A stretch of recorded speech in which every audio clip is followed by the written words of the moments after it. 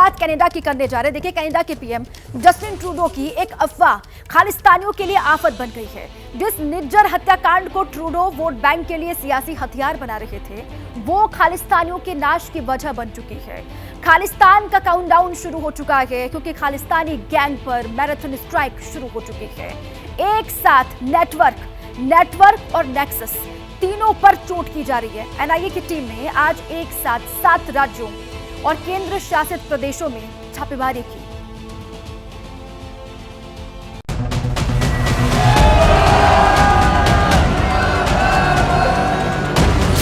ये उन गद्दारों के गठजोड़ पर चोट है जिनकी टेढ़ी नजर हिंदुस्तान की अखंडता पर। ये उन खालिस्तानी आतंकियों की जड़ पर प्रहार है जो देश की संप्रभुता के शत्रु हैं। दहशतगर्दों की कुंडली खंगालने के लिए विख्यात राष्ट्र रक्षकों की फौज शहर शहर घूमकर उनके ठिकानों पर छापेमारी कर रही है, जो शूल बनते जा रहे हैं।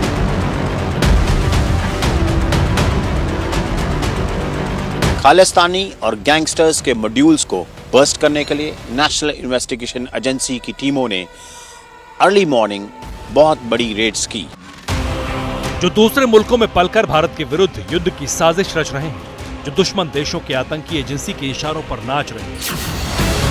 कोई एक शहर या एक सूबे में नहीं, देश के अलग अलग हिस्सों में एनआईए की टीम ने छापेमारी की। 7 राज्यों और केंद्र शासित प्रदेशों में टेरर गैंगस्टर नेटवर्क के 53 ठिकानों पर एनआईए ने छापा मारा। पंजाब के सबसे ज्यादा 11 जिलों में रेड डाली गई। हरियाणा के 4 जिलों में एनआईए की टीम ने छापेमारी की। राजस्थान में भी 4 जिलों में पुलिस ने खालिस्तानी सबूत इकट्ठा किए। यूपी के गोरखपुर के अलावा उत्तराखंड के देहरादून और उधम सिंह नगर में भी छापेमारी हुई है। केंद्र शासित प्रदेश चंडीगढ़ और दिल्ली में भी एनआईए की टीम ने खालिस्तानी और गैंगस्टर की कुंडली खंगाली है। टेरर गैंगस्टर नेक्सस की कुंडली खंगालते हुए एनआईए के अफसरों को ऐसे दस्तावेज हाथ लगे जो खालिस्तानियों के लिए काल बन सकते हैं। टेररिस्ट और गैंगस्टर के नेटवर्क को तोड़ने के लिए एनआईए ने आज एक बड़ी कार्रवाई की है। 7 राज्यों में एनआईए ने 56 जगहों पर छापेमारी की है, जिसमें एनआईए ने हथियार बरामद किए हैं। इसके अलावा कुछ संदिग्धों को हिरासत में भी लिया है, उनसे लगातार पूछताछ की जा रही है। आपको बताना चाहेंगे कि एनआईए ने अगस्त 2022 में 5 एफआईआर दर्ज की थी। इसके अलावा इसी साल 2 एफआईआर भी दर्ज की थी, उनकी जांच की जा रही थी। और जब जांच की गई तो ये सामने आया कि जो कनाडा में खालिस्तानी आतंकी बैठे हैं, उन्होंने जो भारत के गैंगस्टर हैं, जो इस वक्त जेल के अंदर बंद हैं, उनको अपने साथ मिला लिया है और उनके साथ मिलकर भारत के खिलाफ लगातार साजिश की जा रही है। इन केसेस की जो इन्वेस्टिगेशन है उसमें अब तक 1200 से ज़्यादा हथियार जो हैं वो एनआईए ने बरामद किए हैं। इसके अलावा 300 से ज़्यादा डिजिटल डिवाइस जो हैं वो बरामद की जा चुकी हैं और 15 जो अपराधी हैं उनको भगोड़ा घोषित किया गया है। इसके अलावा 9 के खिलाफ रेड कॉर्नर नोटिस जारी किया गया है।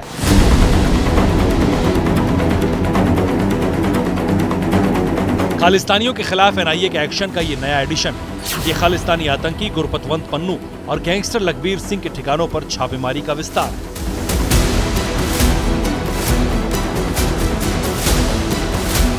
ये छापेमारी तब हुई है जब ये खुलासा हुआ है कि खालिस्तान और गैंगस्टर का नेटवर्क हूबहू वैसे ही साजिश रच रहा है जैसे 90 के दशक में आईएसआई और अंडरवर्ल्ड का गठजोड़ काम कर रहा था। एनआईए की चार्जशीट में दावा किया गया है कि आईएसआई और खालिस्तानी मिलकर पंजाब से फरार हुए गैंगस्टर्स का इस्तेमाल भारत में आतंकी साजिश के लिए कर रहे हैं।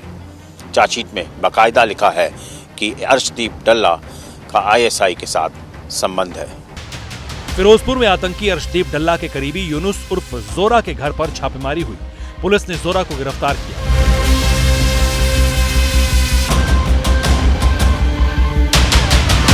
रिपोर्ट के मुताबिक दिल्ली के टिल्लू ताजपुरिया, नीरज बवाना, नवीन बाली सरीखे गैंगस्टर्स कभी अर्शदीप के गुर्गे थे। अब तक जितने भी गैंगस्टर और खालिस्तानी आतंकियों को यूएपीए के तहत गिरफ्तार किया गया है, इनसे पूछताछ में कई बड़े खुलासे हुए हैं। पता चला है कि आईएसआई के इशारों पर खालिस्तानी और गैंगस्टर नेक्सस का इस्तेमाल करके टेरर फंडिंग, हथियारों की सप्लाई के साथ साथ विदेशी धरती से देश विरोधी गतिविधियां भी चलाई जा रही हैं। भारत विरोधी इस नेटवर्क में आईएसआई शामिल है। खालिस्तानी आतंकी हैं, गैंगस्टर्स हैं, गुर्गे हैं और उनके अंडरकवर वर्कर्स हैं। एनआईए की छापेमारी इसी नेटवर्क को छिन्न भिन्न करने के लिए हो रही है।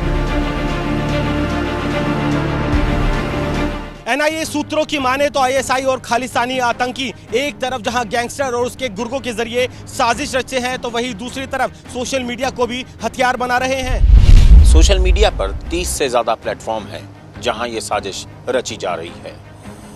इनमें यूट्यूब चैनल हैं, ट्विटर यानी एक्स अकाउंट हैं, फेसबुक और व्हाट्सएप ग्रुप हैं, इंस्टाग्राम पर भी ये लोग एक्टिव हैं, यानी जहां से भारत के खिलाफ साजिश या फिर प्रो खालिस्तानी प्रोपेगेंडा किया जा रहा है।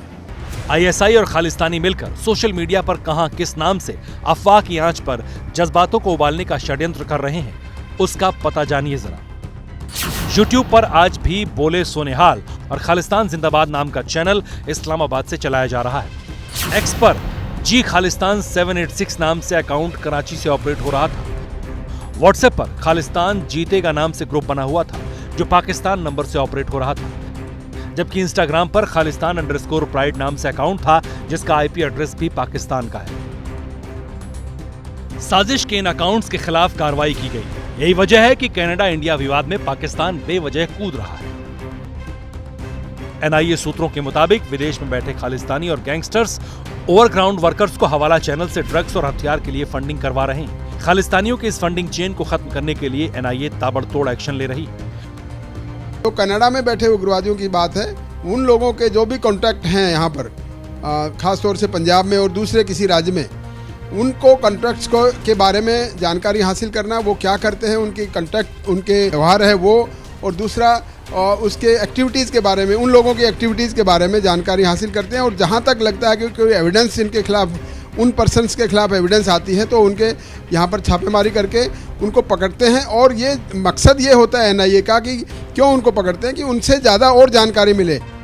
दुनिया के अलग अलग देशों में मौजूद 19 खालिस्तानी आतंकियों और गैंगस्टर्स की लिस्ट एनआईए ने तैयार की है। इन पर भारत में आतंकी गतिविधियों में शामिल होने और भारत के खिलाफ प्रोपेगेंडा फैलाने का आरोप है, लेकिन जस्टिन ट्रूडो इस पर सियासत कर रहे हैं।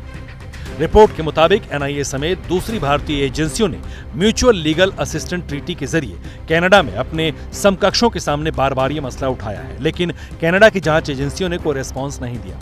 साल की शुरुआत में भारत ने कनाडा को 9 खालिस्तानी आतंकी संगठनों की लिस्ट दी थी, जिन पर पंजाब और भारत के दूसरे हिस्सों में आतंकी एक्टिविटीज बढ़ाने का शक था, मगर ट्रूडो की सरकार मौन रही थी। We have actually been badgering the Canadians.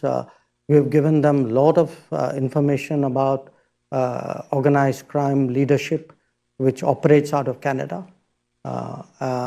There are a large number of extradition requests. There are terrorist leaders who have been identified.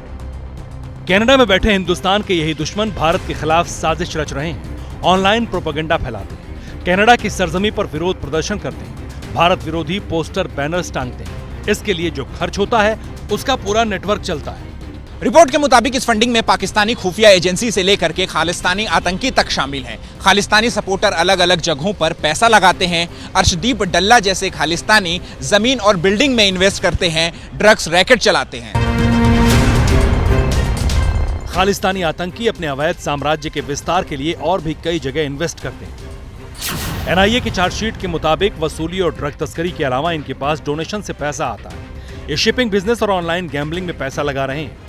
फिल्मों और कैनेडियन प्रीमियर लीग में भी पैसे लगाते हैं, हथियारों की तस्करी करते हैं, साथ ही साथ क्लब और बार में निवेश करते हैं। ज्यादातर खालिस्तानी आतंकी गैंगस्टर्स के जरिए पैसों का ये खेल कर रहे हैं। यही वजह है कि पंजाब, हरियाणा, चंडीगढ़ से लेकर यूपी, उत्तराखंड और दिल्ली एनसीआर में जबरदस्त कार्रवाई हुई है। नेशनल इन्वेस्टिगेटिंग एजेंसी, जी हाँ, यानी कि एनआईए, ये पंजाब और हरियाणा के रीजन में सुपर एक्टिव हो गई है।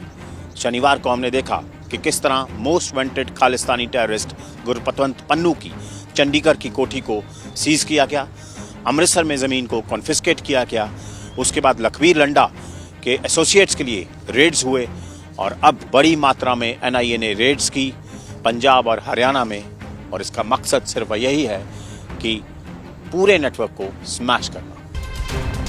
बब्बर खालसा इंटरनेशनल के आतंकी लखबीर सिंह लांडा और खालिस्तान टाइगर फोर्स के जिस अर्शदीप डल्ला के ठिकानों पर छापे पड़े वो कनाडा में बैठा है। जस्टिन ट्रूडो उसे जिस तरह बचा रहे हैं उससे उनकी आतंक परस्त नीति बेनकाब हो रही है। से जस्टिन ट्रूडो आए हैं तब से रिश्ते खराब हो रहे हैं, क्योंकि उनकी पार्टी आज पावर में इसलिए है कि उनको खालिस्तानी पार्टी का सपोर्ट, जिसकी पार्टी कमजोर हो और उसको अपनी पार्टी को पावर में लाने के लिए सपोर्ट लेना पड़े खालिस्तानी पार्टी का वो क्या करेगा। जस्टिन ट्रूडो खालिस्तानियों के समर्थन की कीमत चुका रहे हैं। कनाडा में भारत के खिलाफ खुल्लम खुल्ला साजिश रची जा रही है। खालिस्तान के नाम पर आतंकियों की फौज रेफरेंडम करवा रही है।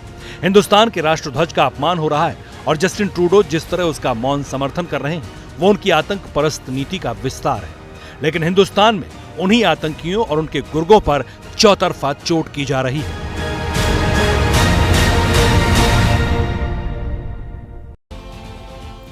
पाकिस्तान की क्रिकेट टीम वर्ल्ड कप खेलने के लिए भारत पहुंची है। बाबर आजम की टीम का पहला मैच 29 सितंबर को होना है। मैदान पर पाकिस्तानी टीम भले ही न्यूजीलैंड से भिड़ेगी, मगर मैदान से बाहर वो अपने ही क्रिकेट बोर्ड के अधिकारियों से भिड़ी हुई है। बाबर आजम की टीम ने सीधे सीधे बगावत कर दी है और साफ साफ ये कह दिया है कि भूखे पेट खेलना मुश्किल है।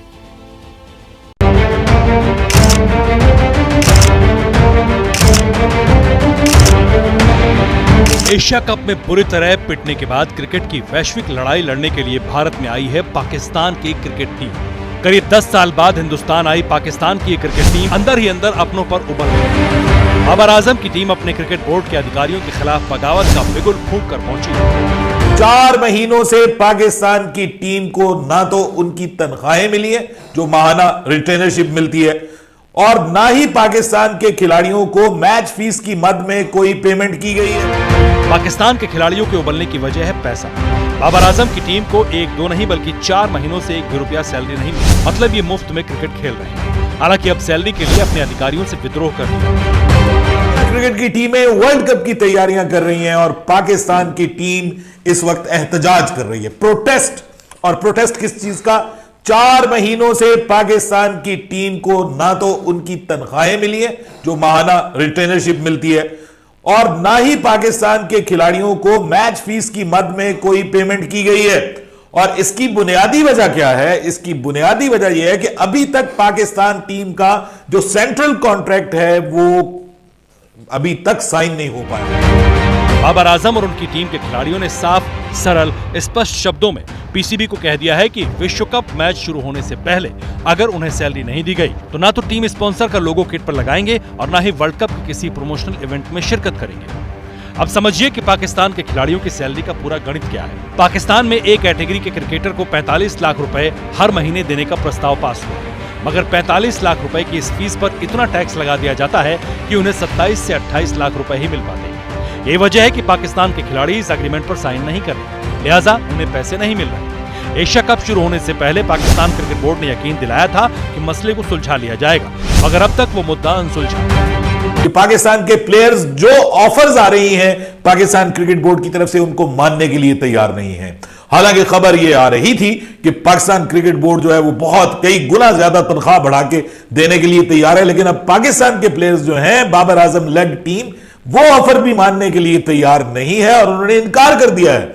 और इनकार की वजह पाकिस्तान में मौजूदा मुआशी हालात और महंगाई है। कुछ खिलाड़ी ऐसे हैं जो दूसरे देशों में जाकर क्रिकेट लीग्स में खेलते हैं, वहां से कमाकर घर चला रहे हैं, लेकिन पाकिस्तानी क्रिकेट बोर्ड उसमें भी अड़ंगा लगा रहा है। प्लेयर से कहा जा रहा है कि अगर वो इन लीग्स में खेलेंगे तो उन्हें नो ऑब्जेक्शन सर्टिफिकेट लेना होगा, साथ ही वहां से हुई कमाई की तमाम जानकारी भी बोर्ड को लिखित में देनी होगी। जाहिर है खिलाड़ी इसके लिए तैयार नहीं है और ये विवाद बढ़ चुका है। पाकिस्तानी खिलाड़ी और बोर्ड आमने सामने खड़े हैं। पिछले 2 दिनों से पीएम नरेंद्र मोदी से जुड़ी एक खबर चल रही है और खबर यह है कि उन्होंने राजस्थान के एक मंदिर में सिर्फ 21 रुपए का दान दिया। इसको लेकर कांग्रेस पीएम मोदी पर सवाल उठा रही है और इसे बाकायदा गुर्जर समाज का अपमान बताया जा रहा है। कांग्रेस नेता धीरज गुर्जर ने तो एक वीडियो को ट्वीट करके यहां तक आरोप लगाया कि पीएम मोदी ने गुर्जर समाज को सपना दिखाकर उनको छलने का काम किया है। लेकिन आज हम आपको इस आरोप की सच्चाई बताएंगे, सबूत के साथ बताएंगे कि कैसे पीएम मोदी के दान के बारे में झूठ फैलाया जा रहा है। एक दो नहीं, ऐसी तमाम खबरें सोशल मीडिया पर तैर रही हैं। हिंदुस्तान के प्रधान के मंदिर में गुप्त दान के नाम पर लिफाफे से लेकर दान की रकम तक की व्याख्या की जा रही है। दावा किया जा रहा है कि गुर्जर समाज के आराध्य स्थल पर जाकर प्रधानमंत्री नरेंद्र मोदी ने 21 रुपए का दान दिया। लेकिन एबीपी न्यूज के पास मौजूद ये तस्वीर प्रमाणित है कि प्रधानमंत्री मोदी के दान को लेकर जो खबर सोशल मीडिया पर है वो झूठ का पुलिंदा है। सबसे पहले जान लीजिए कि ये 9 महीने पहले की तस्वीर है। 28 जनवरी को प्रधानमंत्री मोदी राजस्थान के भीलवाड़ा में थे। वो देवनारायण भगवान के मंदिर पहुंचे थे, तब उन्होंने दान पात्र में दान दिया। 9 महीने बाद मंदिर के पुजारी ने दान पात्र खोला, जिसमें एक सफेद रंग का लिफाफा निकला। उस लिफाफे में 21 रुपए थे। इसमें एक 20 रुपए का नोट था, जबकि साथ में एक सिक्का था। सोशल मीडिया पर यही खबर तैरती है, लेकिन एबीपी न्यूज के पास पीएम मोदी के दान करते वक्त की तस्वीर है, जिसमें साफ साफ दिख रहा है कि पीएम मोदी दाहिने हाथ से कुछ नोट दान पात्र में डाल रहे हैं। वो किसी सफेद लिफाफे में नहीं, बल्कि उन्होंने सीधे नोट दान पात्र में डाले थे। दान पात्र में नोट डालने के बाद उन्होंने 3-4 बार दान पात्र पर थपकी भी लगाई। इस वक्त मंदिर का पुजारी भी उनके ठीक पीछे मौजूद था। फिर से देखिए जरा इस तस्वीर को। जो रकम दान पात्र में डाल रहे हैं प्रधानमंत्री मोदी, उसे किसी तरह से गिना नहीं जा सकता। जो एमपी का प्लान, क्या राजस्थान में भी वही होने वाला है? जयपुर में बीजेपी कोर ग्रुप की देर रात बैठक चली। बैठक में क्या हुआ ये तो पता नहीं चल सका, लेकिन बैठक से निकले नेताओं ने दावा जरूर किया जीत का। सरकार बीजेपी की बनेगी, इसका दावा करते हुए दिखाई दिए, लेकिन नेताओं ने पत्ते नहीं खोले। कहा यह जा रहा है राजस्थान चुनाव में बीजेपी प्रदेश मध्य प्रदेश वाला मॉडल लागू करने की तैयारी में दिख रही है। यानी कि बड़े चेहरों को विधानसभा चुनाव में उतारा जाएगा, उनको टिकट दिया जाएगा। यही फॉर्मूला जो मध्य प्रदेश में लागू हुआ वही राजस्थान में भी लागू हो सकता है, ये कहा जा रहा है। ऐसे में सवाल यह है कि राजस्थान में बीजेपी को इसकी आवश्यकता क्यों पड़ रही है? आखिर बीजेपी का पूरा गेम प्लान है क्या? इसको लेकर तमाम अटकलें भी चल रही हैं। राजस्थान में देर रात तक बीजेपी की बैठक चली।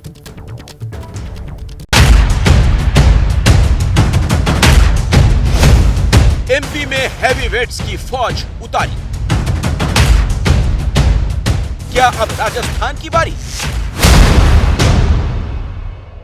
क्या राजस्थान में भी टिकट बंटवारे का मध्य प्रदेश मॉडल लागू कर सकती है बीजेपी? क्या राजस्थान में भी केंद्रीय मंत्रियों और सांसदों को विधायकी के चुनाव में उतारा जा सकता है? मध्य प्रदेश की दूसरी लिस्ट आने के बाद इन अटकलों ने और जोर पकड़ लिया है। जयपुर से लेकर दिल्ली तक इस तरह की चर्चाओं का जोर है कि बीजेपी राजस्थान में भी बड़े चेहरों को उतार सकती है। चर्चाओं के मुताबिक जिन केंद्रीय मंत्रियों या सांसदों को बीजेपी टिकट दे सकती है, उनमें जिन संभावित नामों की चर्चा है, उनमें है कानून मंत्री अर्जुन राम मेघवाल, केंद्रीय जल शक्ति मंत्री गजेंद्र सिंह शेखावत, लोकसभा अध्यक्ष ओम बिरला, केंद्रीय कृषि राज्य मंत्री कैलाश चौधरी, सांसद राज्यवर्धन सिंह राठौड़, सांसद किरोड़ी लाल मीणा, सांसद स्वामी सुमेधानंद और सांसद सुखबीर सिंह जौनपुरिया। ये सिर्फ कयास है, लेकिन इन कयासों को बीजेपी के मध्य प्रदेश के राजनीतिक प्रयोग से बल मिला है। वैसे राजस्थान के लिए उम्मीदवारों की पहली लिस्ट अभी आनी बाकी है, लेकिन पार्टी के अंदर एमपी मॉडल की चर्चाएं तेज हैं। राजस्थान में बीजेपी ने चुनाव को लेकर जो हाल में फैसले किए, उसे देखते हुए भी ऐसे कयास लगाए जा रहे हैं। जैसे केंद्रीय मंत्री अर्जुन राम मेघवाल को बीजेपी ने पिछले महीने ही राजस्थान की चुनाव घोषणा पत्र समिति का संयोजक बनाया। इस समिति में 2 राज्यसभा सांसद किरोड़ी लाल मीणा और घनश्याम तिवाड़ी को बतौर सह संयोजक शामिल किया गया। जबकि राजस्थान की चुनाव प्रबंधन समिति में बीजेपी ने सांसद राज्यवर्धन सिंह राठौड़ को सह संयोजक बनाया है। यानी बीजेपी महीने भर पहले ही राजस्थान से ताल्लुक रखने वाले अपने सांसदों और केंद्रीय मंत्री को राजस्थान चुनाव के काम में जिम्मेदारी सौंपकर संकेत दे चुकी थी। केंद्रीय मंत्री को नहीं उतार रही है, भारतीय जनता पार्टी अपने कार्यकर्ताओं को उतार रही है। अपने कार्यकर्ता का जहां जैसा उपयोग है उस दृष्टिकोण से उपयोग करना, मुझे लगता है कि इसमें कांग्रेस पार्टी को पेट में क्यों दर्द हो रहा है, इसका कोई कारण मुझे समझ में नहीं आता। संसद चुनाव नहीं लड़ना चाहिए, ऐसे है क्या? कांग्रेस पार्टी ने ऐसे किया है क्या कभी? ये जो लोग सब खड़े हुए प्रदेश का नेता है और कांग्रेस पार्टी के पास नेता नहीं है, यही प्रॉब्लम है कांग्रेस पार्टी का। तो केंद्रीय मंत्रियों और सांसदों को विधायकी के चुनाव में उतारने के पक्ष में सत्ता पक्ष के पास कई दलीलें हैं, लेकिन बीजेपी के टिकट बंटवारे के एमपी मॉडल पर सवाल भी उठ रहे हैं। बीजेपी ने इंदौर 1 सीट से अपने जिन हैवीवेट कैलाश विजयवर्गीय को मैदान में उतारा, उन्होंने भरी सभा में कह दिया वो चुनाव लड़ने के लिए इच्छुक नहीं थे। मेरी लड़ने की इच्छा ही नहीं थी, 1% भी इच्छा नहीं थी। एक माइंडसेट होता है ना लड़ने का, अपने को तो जाना भाषण, अब बड़े नेता हो गए, अब हाथ जोड़ने का जाएगी।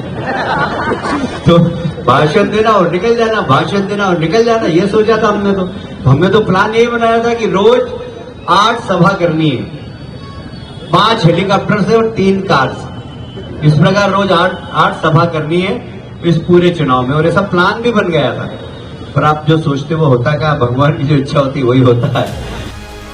दरअसल बीजेपी ने मध्य प्रदेश चुनाव में 3 केंद्रीय मंत्रियों समेत 7 सांसदों और एक पार्टी महासचिव को एमएलए का चुनाव लड़ने के लिए उतारा, लेकिन विजयवर्गीय के बयान पर एक सिरा पकड़कर कांग्रेस कह रही है कि बीजेपी डर गई है। प्रयोग जो गुजरात में किया था कि सारे मिनिस्टर सबके टिकट काट दिए, वो यहाँ भी प्रयोग हो सकता है। इसका मतलब ये होगा कि मुख्यमंत्री से लेकर जितने मंत्री हैं सबके टिकट भी कट सकते हैं भाजपा के। हम लगातार हमें इन 20 साल से इनसे वोट ज़्यादा लिए, इनसे क्या घबराएंगे, सब देखे वाले लोग हैं, हमारे लगातार हराते रहे, हटाते रहे। मध्य प्रदेश की तर्ज पर बीजेपी जहां राजस्थान में भी बड़ों पर दाव लगाने की तैयारी में है, वहीं अपनी सरकार की वापसी के लिए एड़ी चोटी का जोर लगाए हुए अशोक गहलोत ने राज्य भर में कांग्रेस की यात्रा शुरू कर दी है। यानी राजस्थान का चुनावी रण दिलचस्प होने जा रहा है। दिल्ली से विकास भदौरिया और जयपुर से मनीष शर्मा के साथ bureau report ABP news. BJP Rajasthan की रणनीति फाइनल कर रही है तो इंडिया गठबंधन में सीट शेयरिंग की चर्चा अटक गई है। केजरीवाल ने विपक्षी गठबंधन को 30 सितंबर तक सीट शेयरिंग फॉर्मूला फाइनल करने का सुझाव दिया था। इस पर गठबंधन की कोऑर्डिनेशन कमेटी की बैठक भी हुई, लेकिन अब बात अटक गई है।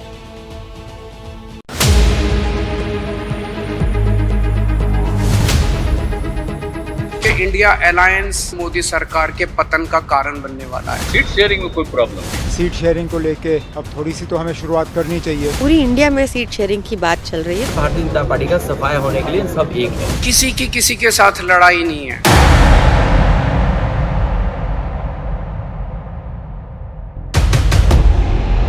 विपक्ष का मिशन क्लियर है, एजेंडा सेट है। गठबंधन वाली गाड़ी 3 कदम आगे बढ़ चुकी है। पटना, बेंगलुरु और मुंबई में दिग्गज नेताओं की बैठक हो चुकी है। इन बैठकों में कुल मिलाकर लब्बो लुबाब यही था, बीजेपी के खिलाफ विपक्ष एकजुट होकर लड़ेगा। बीजेपी के खिलाफ विपक्ष एक सीट पर एक उम्मीदवार उतारेगा। इसके लिए सीट शेयरिंग पर जल्द से जल्द बात तय हो जाएगी।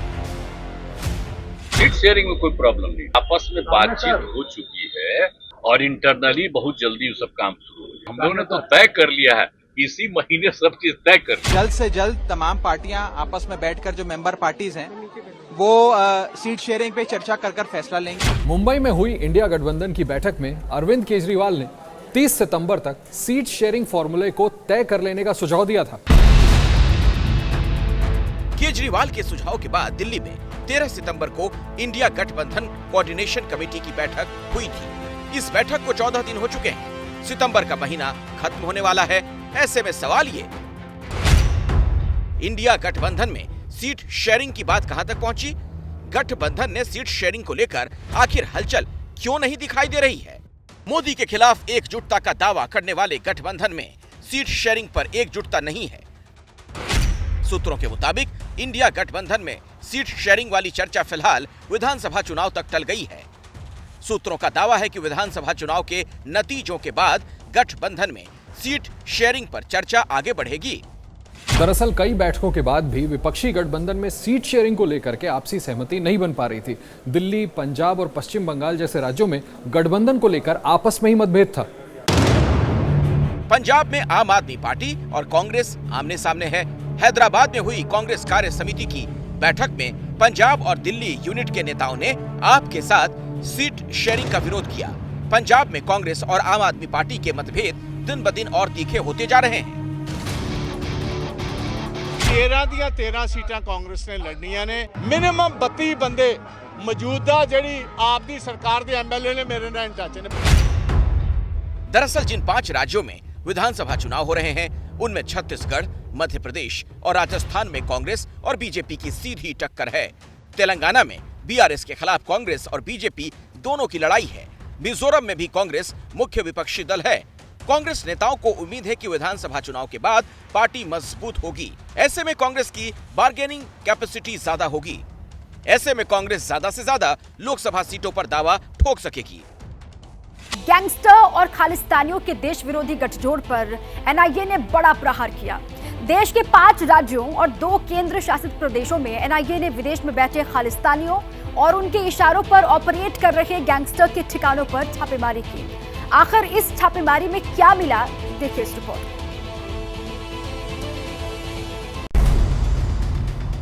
पंजाब, हरियाणा, राजस्थान, दिल्ली एनसीआर, उत्तराखंड, उत्तर प्रदेश और चंडीगढ़, 5 राज्य, 2 यूनियन टेरिटरी और 53 ठिकाने।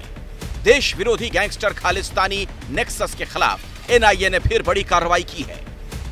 देश के बाहर बैठे खालिस्तानी आतंकी जिस नेटवर्क के सहारे पंजाब में आतंक का बीज बो रहे हैं, उस नेटवर्क की रीढ़ की हड्डी तोड़ने के लिए एनआईए की टीम ने सुबह सवेरे ही छापेमारी शुरू कर दी।